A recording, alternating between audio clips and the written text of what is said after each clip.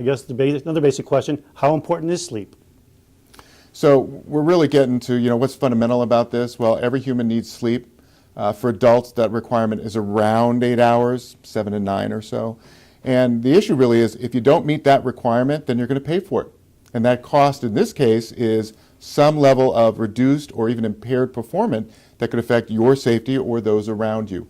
And part of the issue that's really critical, sleep is a biological requirement for our human survival. It's like food, water, air. So without food, water, or air, you would die. Without sleep, you would die. Now, most people won't sleep deprive themselves to death, but they may have enough sleep loss that because of the performance, it's going to put them at risk. So you hear about some people, obviously, at times saying, well, I'm too busy this week. I'll catch up on the weekend for sleep. Or, the other one saying is sometimes I'll get sleep when I'm dead type thing. Not a good idea, it sounds like. So I'm from Silicon Valley. Okay. They think everybody there, they think they invented, I'll sleep when I'm dead. Ben Franklin actually said that 150 years ago. Oh, man. There will be sleeping enough in the grave. And I point this out because it's the American way. Yeah. It's a badge of courage, right? To stay awake and still get the drive, the test, and still get your performance done. The reality for all of us is if you don't sleep, you're going to pay for it. Sleep is not elective. It's not an option. It's kind of like stop breathing. No, you got to get your sleep. If you don't, you pay for it.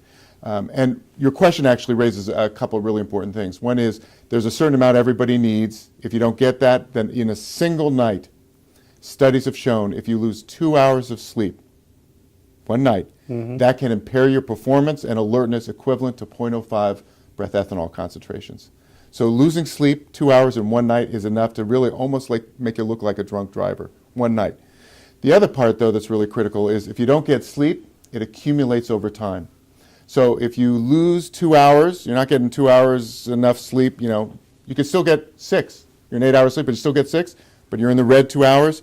If you do that over multiple nights, lose 2 hours over 3 nights, you actually accumulate that into what's called a sleep debt.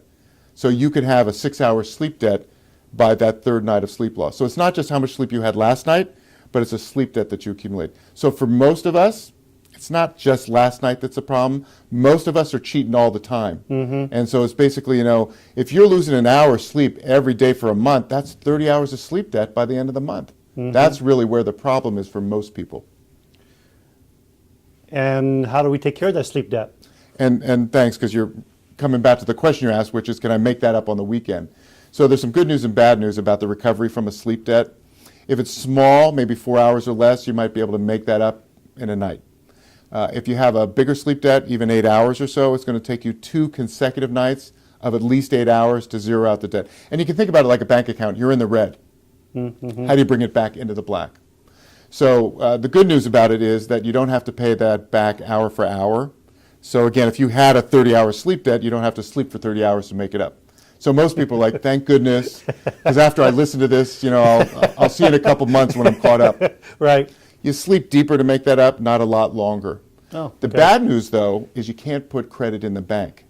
So you got a really bad thing come and say next week, and you say, well, I'll sleep all weekend, and then next week when things are really bad, I'll go to my sleep ATM, and get the credit that I need. Unfortunately, that doesn't work. And why that's bad news is whenever you end up in the red, you got to find an opportunity to recover, or you're going to be in the sleep debt and, again, a potentially impaired position.